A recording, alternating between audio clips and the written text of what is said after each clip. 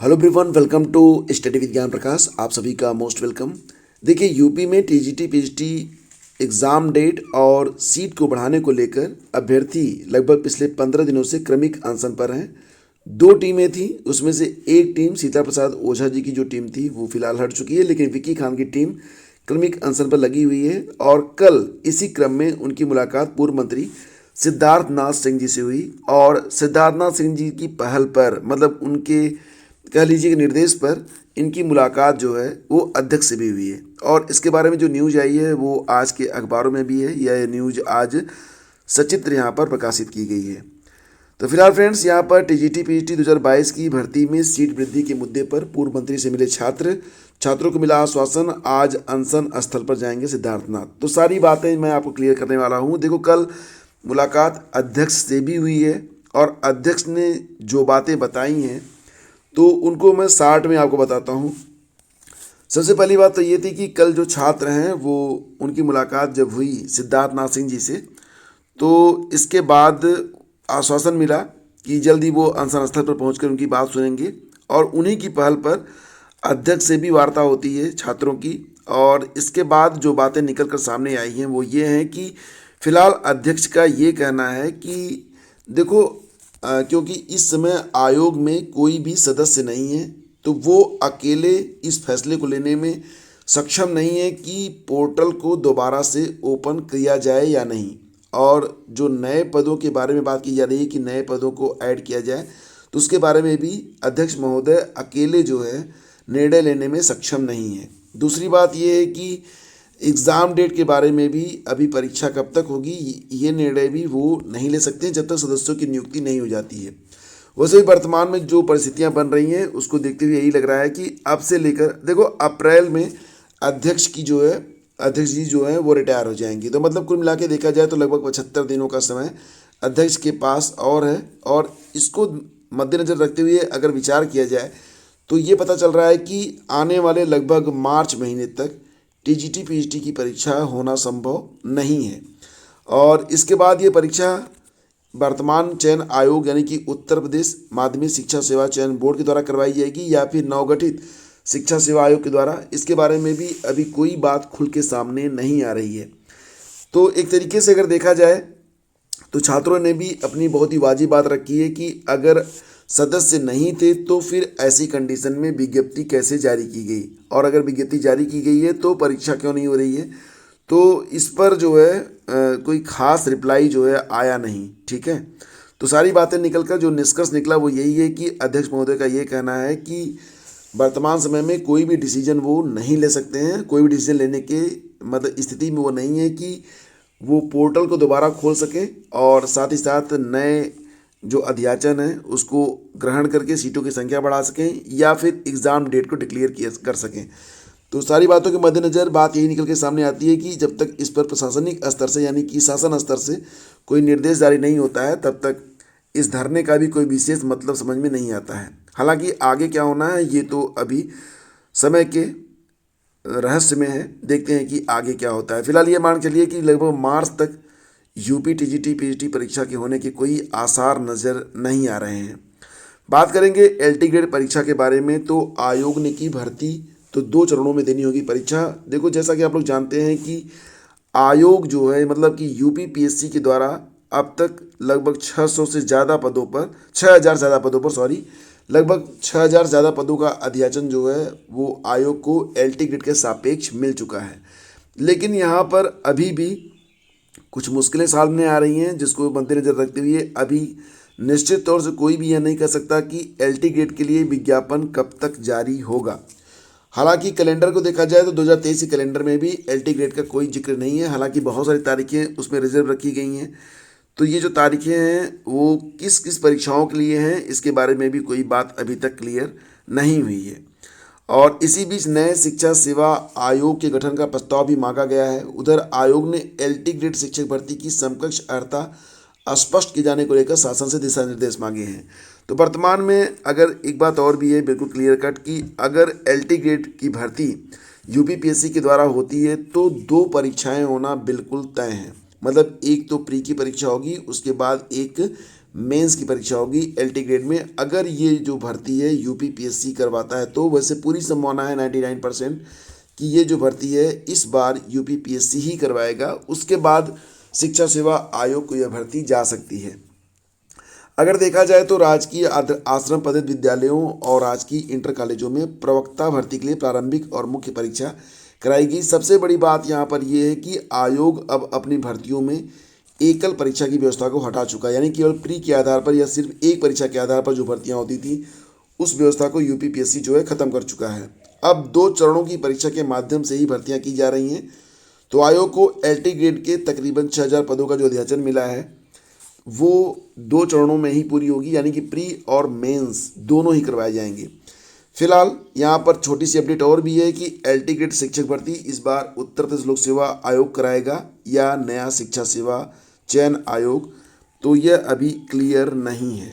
अगर यूपीपीएससी इस भर्ती को कराता है तो इस बार अभ्यर्थियों को 2 चरणों में परीक्षा देनी होगी। वैसे दोस्तों आप लोग ये मान चलिएगा कि इस बार एलटी ग्रेड में 2 स्टेप में ही परीक्षा होगी और जहाँ तक उम्मीद है यह परीक्षा यूपीपीएससी ही कराएगा, ऐसी उम्मीद बन रही, क्योंकि अध्याचन वगैरह यूपीपीएससी को जा चुके हैं और जैसे ही अर्हता क्लियर होती है, हालांकि अर्हता क्लियर करना ये सिर्फ कहते हैं ना कि मतलब करना नहीं चाहते हैं, नहीं तो 2 मिनट का काम है, एक दिन में एक काम हो सकता है। इतने बड़े बड़े अधिकारी हैं, इतना बड़ा विभाग है।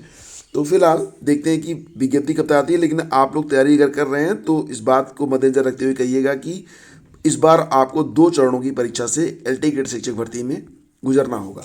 आगे बढ़ते हैं। बीएड की अर्हता मामले में अपील करेगा आयोग। जैसा कि आप लोग जानते हैं कि यूपीएससी के द्वारा असिस्टेंट प्रोफेसर के लिए जो विज्ञप्ति जारी की गई थी उसमें बीएड विषय के लिए जो अर्हता थी वो ये थी कि अगर संबंधित विषय में यानी कि मतलब एजुकेशन इन एमए या एमएड जो अभ्यर्थी हैं वो लोग बीएड के प्रवक्ता के लिए यानी कि बीएड असिस्टेंट प्रोफेसर के लिए आवेदन कर सकते हैं। लेकिन इस मामले को कोर्ट में चैलेंज किया गया और ये कहा गया कि एनसीटी ने जो अर्हता तय की है उसी अर्हता के मुताबिक जो है बीएड के लिए अर्हता तय होनी चाहिए।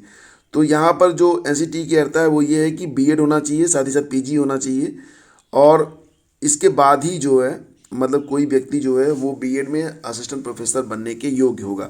फिलहाल सहायता प्राप्त महाविद्यालयों में असिस्टेंट प्रोफेसर बीएड विषय के अर्हता विवाद पर उत्तर प्रदेश उच्चतर शिक्षा सेवा आयोग ने हाई कोर्ट के फैसले के खिलाफ अपील करने का निर्णय लिया है, क्योंकि हाई कोर्ट ने कहा था कि बिल्कुल सही बात है, एनसीटी के जो नियम है उसी के मुताबिक ये भर्ती होनी चाहिए और उसी के मुताबिक जो अर्हता है वो तय होनी चाहिए। तो एनसीटी के अनुसार इस भर्ती के लिए न्यूनतम योग्यता जो है वो पीजी होना चाहिए। सामाजिक विज्ञान, गणित या भाषा विषय में मतलब एक विषय में पीजी होना चाहिए। साथ ही साथ एमएड या शिक्षा शास्त्र में परास्नातक के साथ बीएड होना चाहिए, मतलब बीएड मस्ट होना चाहिए, जबकि यूजीसी वाले में बीएड जरूरी नहीं माना गया था। तो उसी के मद्देनज़र यहाँ पर चेंजेस करने की बात कही जा रही है। फिलहाल अभी जो मामला था कोर्ट में पहुँच गया था और अब दोबारा से कोर्ट में जाने की उम्मीद है। तो ऐसी स्थितियों में परीक्षा कब तक होगी कौन जानता है। फिलहाल आगे बढ़ते हैं। रोडवेज परिचालक भर्ती के लिए फिर जारी होगा विज्ञापन, तो इसी माह जारी हो सकता है विज्ञापन। उठा था लिंक न खुलने का मुद्दा। तो जैसा कि आप लोग जानते हैं कि यूपी रोडवेज के प्रयागराज रीजन में आउटसोर्सिंग के माध्यम से कंडक्टर यानी कि परिचालक के पदों पर किए जाने वाली नियुक्ति का विज्ञापन फिर से निकलेगा। नया विज्ञापन इसी माह जारी होगा।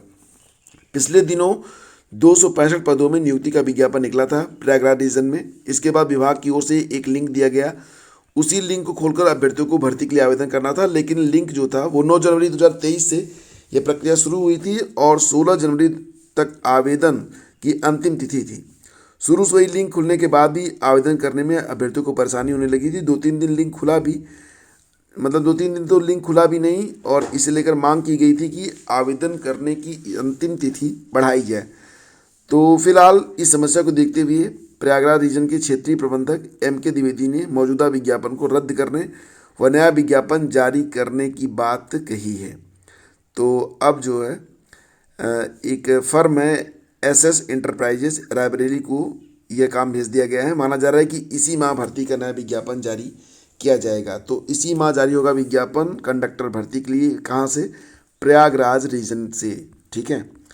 और देखो दोस्तों यहाँ पर नकल है कि रुकने का नाम नहीं लेता है। एसएससी जीडी की परीक्षा हो या फिर सीटेट की परीक्षा हो, दोनों ही परीक्षाओं में कई सारे गैंग पकड़े जा रहे हैं। और एसएससी जीडी वाली जो परीक्षा हुई है, मतलब आप समझ रहे होंगे कि एसएससी की जीडी कांस्टेबल परीक्षा में सेंधमारी करने वाले गिरोह का एसटीएफ ने राजपास का 7 आरोपियों को गिरफ्तार किया है। इसमें गिरोह का सरगना सिपाही 3 सालवर और 3 अभ्यर्थी शामिल हैं। एक अभ्यर्थी प्रयागराज के सोराव क्षेत्र का रहने वाला है, मतलब सोराव का नाम आएगा जरूर। और 10 जनवरी से 13 जिलों में जीडी कांस्टेबल की परीक्षा 61 केंद्रों पर ऑनलाइन हो रही है। गोरखपुर टीम ने मिले इनपुट के आधार पर मंगलवार को कुर्सी रोड टेढ़ी पुलिया स्थित सिंको लर्निंग परीक्षा केंद्र पर जब दबिश दी तो वहां से सालवर 3 अभ्यर्थियों को गिरफ्तार किया गया। और जानकारी के बाद गैंग के सरगना सिपाही अच्युतानंद यादव को भी पकड़ा गया है। तो यहाँ पर आप देख सकते हैं कि मतलब एसएससी की परीक्षाओं में भी अब सेध लगाने का पूरा काम चल रहा है। और दूसरी बात है कि सीटेट का पेपर आउट कराने वाला कोचिंग संचालक गिरफ्तार। ये जो कोचिंग संचालक है अमित सिंह, ये लखनऊ से है और इसको भी पकड़ा गया है। कल मैंने आपको बताया था, न्यूज़पेपर में आया था कि एसटीएफ ने रोहतक निवासी सोमवीर और मथुरा के महक सिंह को गिरफ्तार किया था। उसके बाद जब पूछताछ हुई तो पता चला कि ये जो क्वेश्चन पेपर है उन्हें इंदिरा नगर निवासी डॉक्टर अमित सिंह से मिला है। इसके बाद अमित सिंह को पकड़ा गया तो कुछ और भी आरोपियों के नाम मिले हैं फिलहाल। मतलब ये जो चेन है, ये चेन तोड़ने का पूरा प्रयास होना चाहिए, क्योंकि कोई भी परीक्षा होती है ऐसे कुछ न कुछ लोग निकल के सामने आ ही जाते हैं। फिलहाल देखो फ्रेंड्स, एक खबर और भी है कि राज्यपाल सचिवालय अपने लिए अब अलग से भर्तियां करेगा। अभी प्रतिनियुक्ति के सहारे काम चलाया जा रहा था, तो बहुत जल्द उत्तर प्रदेश राज्यपाल सचिवालय घरेलू नियमावली बनाई जा रही है। जल्दी कैबिनेट से मंजूरी मिल जाएगी तो उसके बाद लगभग 155 पदों पर पहली बार विज्ञप्ति जारी होगी। तो इसमें कौन कौन से पद होंगे, तो देखो इसमें जो है सहायक समीक्षा अधिकारी, इसके अलावा सहायक समीक्षा अधिकारी लेखा, निजी सचिव, प्रोग्रामर श्रेणी 1, सूचीकार, स्टोर कीपर, कंप्यूटर सहायक, स्वागतकर्ता, चालक ग्रेड 4 और अनुसेवक यानी कि चपरासी वगैरह के पद इसमें रहेंगे। इसके अलावा गृह व्यवस्थापक, सेफ, कुक, सहायक, टेलर, मोटर क्लीनर आदि के भी पद रहेंगे। नियमावली बनाने के पीछे तर्क ये दिया गया है कि अपनी नियमावली न होने की वजह से काम प्रभावित होने लगता है, तो आने वाले समय में आपको रोजगार के कुछ और भी अवसर उपलब्ध होंगे राज्यपाल सचिवालय में। तो अभी जो है कैबिनेट से मंजूर कराया जाएगा, इसके बाद ये वैकेंसी सामने आ सकती है।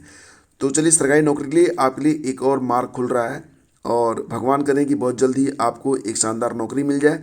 तो दोस्तों, ये थी आज की पूरी अपडेट। अगर ये सेशन आपको अच्छा लगा तो लाइक और शेयर कर लीजिएगा।